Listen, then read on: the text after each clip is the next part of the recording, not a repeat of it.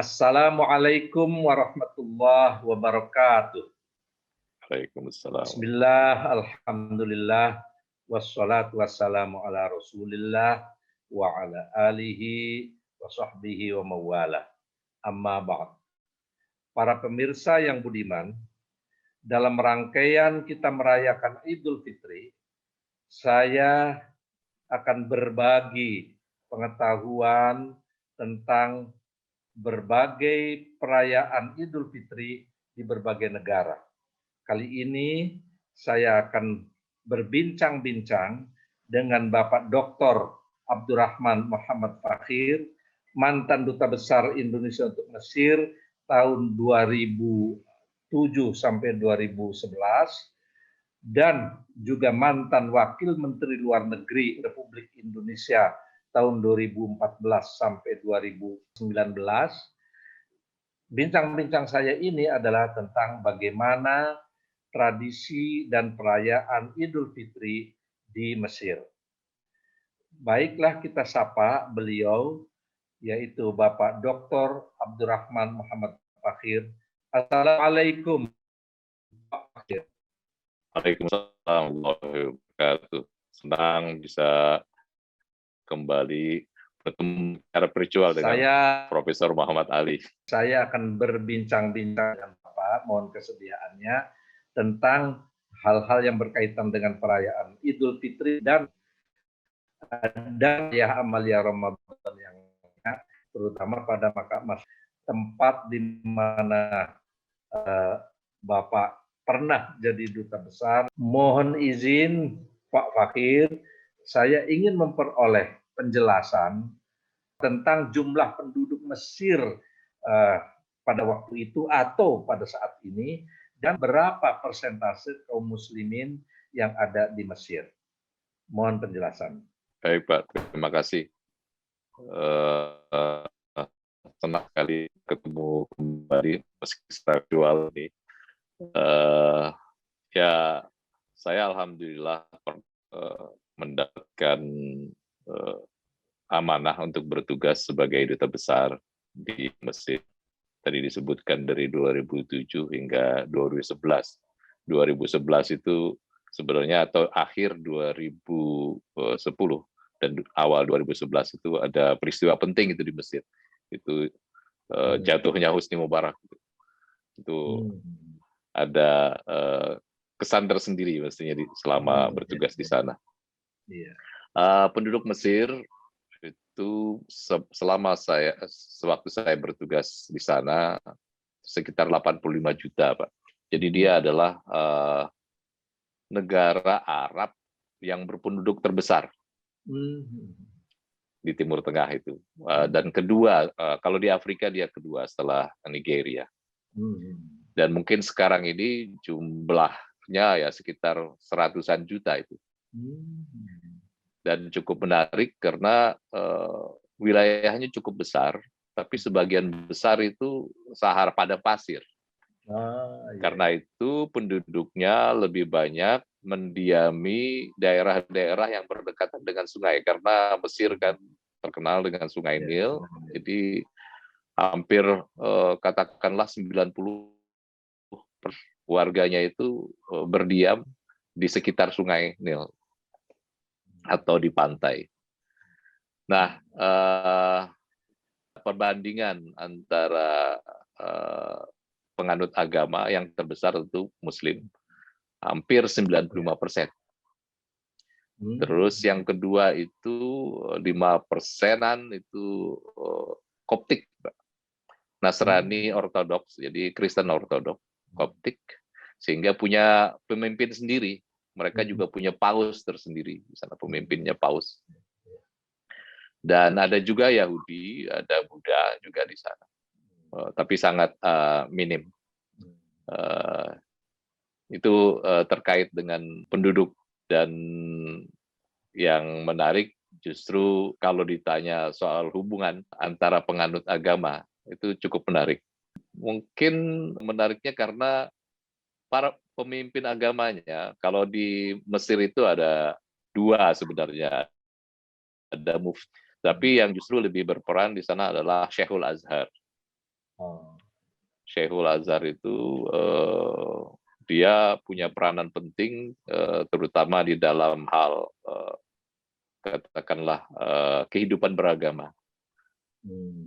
Saya bilang tadi menarik karena di hari-hari penting agama, kedua pemimpin ini saling mengucapkan selamat. Antara Muslim dan Iya, non-Muslim atau antara antara Muslim dengan non-Muslim. Jadi kalau ada katakanlah hari besarnya Nasrani, Syekh Al-Azhar datang ke tempatnya ini, ke tempatnya pemimpin agama Nasrani Koptik ini. Demikian pula ketika seperti yang akan mungkin nanti Lebaran, Idul Fitri itu Paus pemimpin Koptik Kristen itu akan mengunjungi Syekh Al-Azhar. Menarik sekali ya. Ya. Kemudian dari segi kehidupan beragama, mohon maaf, maksudnya keberagamaan orang kaum muslimin terutama di dalam menjalankan ajaran Islam itu bisa nggak digambarkan Pak Fakir? Ya, jelas mungkin seperti di tempat kita juga, ya kalau jam-jam tertentu mereka melaksanakan ibadah itu cukup banyak, artinya masjid-masjid akan dipenuhi dan kemudian juga ada isoma juga lah, kira-kira begitu. Oh iya, sama dengan kita. Iya, ada sama dengan kita, sehingga di sana juga kehidupan keberagamaannya juga cukup terasa. Terus terang saya tidak merasa katakanlah merasa sulit atau merasa aneh gitu dengan kehidupan keberagamaan di sana. Menarik sekali. Kemudian yang berkaitan dengan perayaan-perayaan hari besar Islam, misalnya Tahun Baru Islam atau Isra Mi'raj, itu bagaimana kondisi kondisi Muslim di Mesir itu, Pak Fakir? Di Mesir itu juga cukup meriah ya. Hampir setiap acara hari-hari besar agama itu libur. Oh, libur, sama dengan kita. Cuman mungkin lebih banyak kalau kita itu kan tertentu saja. Kalau ini hampir semua, Pak, hampir semua. Dan kalau Hari Raya Idul Fitri itu 3 hari liburnya. Dan kalau Hari Raya Idul Adha itu lebih ramai lagi. Jadi di sana lebih menarik Idul Adha ketimbang Idul Fitri. Nah ini berbeda dengan kita mungkin ya. Di sana Idul Adha itu sampai 5 hari liburnya. Iya, 5 hari. Karena hari Tasyrik itu ya, 3 hari. Iya, bisa jadi juga karena memang menariknya itu karena potong kambing itu kan. Ya. Sehingga ada juga makanan Mesir untuk Idul Adha, ada makanan hasil sendiri. Itu yang diolah dari hasil kurban biasanya. Kemudian dalam rangka mereka menjalankan ibadah selama bulan Ramadan, itu bisa nggak digambarkan kepada pemirsa kami di Indonesia, itu bagaimana masyarakat Muslim Mesir dalam menjalani bulan suci Ramadan? Saya ambil 2 ini. Jadi karena kebetulan di sana banyak warga kita, terutama para mahasiswa. Jadi saya yang pertama yang Mesir dulu, cukup bergairah. Saking bergairahnya, kalau boleh saya katakan, kehidupan malam itu lebih ramai ketimbang siang. Selama bulan Ramadan. Selama bulan Ramadan. Sehingga kadang-kadang kalau kita yang bekerja itu kalau ingin ketemu dengan pejabat-pejabat atau orang-orang Mesir itu susah kalau bulan Ramadan, karena harus cari waktu dulu. Kadang-kadang kan bisa aja mereka agak siang datang ke kantornya dan cepat pulang. Jadi kalau soal suasana gairah untuk ibadah gitu, itu luar biasa anunya. Karena memang kayaknya sudah terbentuk suasana sedemikian itu. Tapi ada satu yang menurut saya boleh kita tiru, bagus di sini, meskipun sudah ada itu tradisi, adalah kalau bulan Ramadan itu di jalan-jalan besar itu kalau menjelang buka puasa itu banyak sekali didirikan tenda-tenda dan mereka menyediakan iftar buat siapa saja, Gratis. gratis. Oh. Mereka sebut itu Maidatur Rahman. Jadi meja, ya Maidah kan, Maidah itu kan meja, karena Maidatur Rahman itu meja Tuhan, terserah lah pokoknya, silahkan yang mau makan di sini, buka di sini, silahkan. Bahkan ada yang bawa pulang segala macam. Dan itu sangat menonjol. Jadi kita tidak usah takut umpamanya terlambat buka puasa, karena di tengah jalan kita bisa kemudian mampir saja begitu, lalu kemudian kita berbuka puasa. Menarik sekali itu. Nah, terus yang berkaitan dengan Idul Fitri. Bagaimana masyarakat Mesir akan Idul Fitri? Meskipun tadi disinggung sedikit bahwa perayaan Idul Adha lebih meriah dibandingkan Idul Fitri, mohon ada penjelasan kepada pemirsa tentang bagaimana masyarakat Mesir merayakan Idul Fitri. Nah, Idul Fitri biasanya mereka pagi sekali kalau sholat. Pagi sekali, mungkin ketika matahari terbit, langsung setelah matahari terbit itu rata-rata mereka sholat Id. Nah, setelah itu ada jeda sedikit, biasanya kayak orang istirahat dulu gitu. Ada jeda sedikit, mereka istirahat. Lalu kemudian ada juga sama dengan kita, ada silaturahmi di antara keluarga. Terus kemudian juga bahkan di sana ada untuk anak-anak itu terutama ya, sama dengan kita juga dapat hadiah lebaran, ada uang dan lain sebagainya. Bahkan ada semacam hiburan keliling. Ini terutama buat anak-anak. Macam-macam. Jadi ada sulap, ada seperti cerita-cerita dongeng gitu. Ya, itu bahkan kemudian ada juga yang menghias sepeda untuk di jalan-jalan di sekitar kampungnya dan lain sebagainya. Itu tradisi yang mereka lakukan. Bahkan mereka juga ada makanan khas. Makanan khas itu ini biasanya ramai dijual menjelang Lebaran. Itu namanya kahkah. Itu semacam cookies tapi diisi dengan kacang-kacang, ditaburi dengan gula, manis, memang manis. Dan ada satu lagi, dan ini biasanya disediakan oleh keluarga. Jadi kalau silaturahmi antar keluarga itu disediakan ikan asin, Pak. Ikan asin, ya asin sekali, bahkan terasa pahit. Itu dengan acar. Nah, itu juga khas mereka, dan itu hanya ada pada waktu Lebaran saja. Itu mungkin yang uniknya, atau ada hal-hal lain yang unik dalam merayakan Idul Fitri dari masyarakat Mesir, masyarakat Muslim Mesir? Tidak ada yang spesifik, kecuali yang saya sudah kasih. Mungkin tidak banyak seperti kalau kita kan mereka juga kalau ini karena libur di sana itu banyak tempat-tempat hiburan dibuka. Jadi misalnya bahkan bioskop itu, terus kemudian pantai itu penuh itu dengan orang-orang ya mungkin kalau kita kan di Ancol juga banyak gitu, kalau pas lagi atau di kebun binatang segala macam itu juga ada.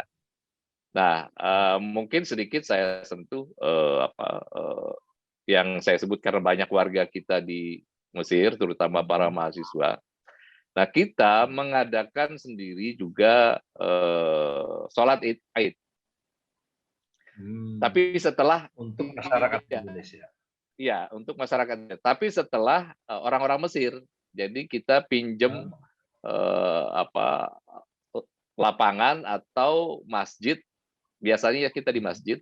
Setelah orang Mesir pulang, nah kita gunakan untuk untuk aid. Nah sekaligus biasanya itu juga tradisi nih Pak Ali. Kita harus menyediakan makanan itu buat para mahasiswa kita. Jadi kita buatkan kotak-kotak bisa sampai 3.000 sampai 4.000 kotak itu siapkan untuk para mahasiswa. Dan itu pun masih juga kita saya open house lah gitu di Wisma Duta itu. Jadi siapa saja boleh datang. Jadi artinya tetap melakukan tradisi kita di Indonesia tapi di Mesir. Kalau di Indonesia itu biasanya setelah Idul Fitri itu kan ada acara-acara formal seperti misalnya silaturahmi diselenggarakan oleh kantor atau silaturahmi diselenggarakan oleh lembaga-lembaga apa termasuk lembaga pendidikan. Itu bagaimana di kondisi di Mesir, hal-hal seperti itu ada tidak? Tidak ada, Pak. Tidak ada. Mereka tidak Jadi pada waktu hari Idul Fitri pada hari itu saja. Iya. Coba nanti kalau kita di kantor katakanlah bagi orang Mesir ya palingan di hari pertama itu aja mereka masuk ke kantor itu. Tapi biar tergantung kepada inisiatif katakanlah pimpinan kantornya, kira-kira seperti itu. Jadi tidak ada ya seperti kita halal bihalal segala macam itu. Menarik sekali itu. Terakhir ini Pak Fakih, itu bagaimana masyarakat Muslim Mesir itu mentransmisikan atau kadang mewariskan budaya-budaya Islami, terutama yang berkaitan dengan Ramadan, seperti tadi menarik sekali itu ada memberikan semacam Maidatur Rahman dan sebagainya itu. Bagaimana itu upaya mereka mentransmisikan itu sehingga terjadi ikutan dari budaya-budaya seperti itu di sana? Ada dua memang, selain memang itu sudah menjadi tradisi, kemudian juga mungkin yang sangat membantu Pak, itu adalah keberadaan Al-Azhar. Perguruan tinggi Al-Azhar itu, dia itu dari taman kanak-kanak sampai perguruan tinggi. Itu Al-Azhar memiliki katakanlah semacam dan didukung penuh oleh pemerintah untuk menyelenggarakan pendidikan agama buat seluruh masyarakat dan terutama generasi muda Mesir. Dan Al-Azhar ini punya cabang di seluruh provinsi. Jadi bukan hanya di Kairo. Bukan hanya di Kairo saja. Semua bahkan mahasiswa kita juga banyak yang kuliah tidak di Kairo, bahkan di beberapa provinsi. Tapi bayangkan namanya Al-Azhar. Tapi tetap namanya Al-Azhar. Namanya Al-Azhar. Kampusnya juga tetap nama kampus Al-Azhar. Dan bahkan mungkin kalau mahasiswanya saja, Pak, mahasiswanya saja itu sekitar 400 ribuan lebih. Pada waktu saya itu aja. Jadi cukup menarik. Dan memang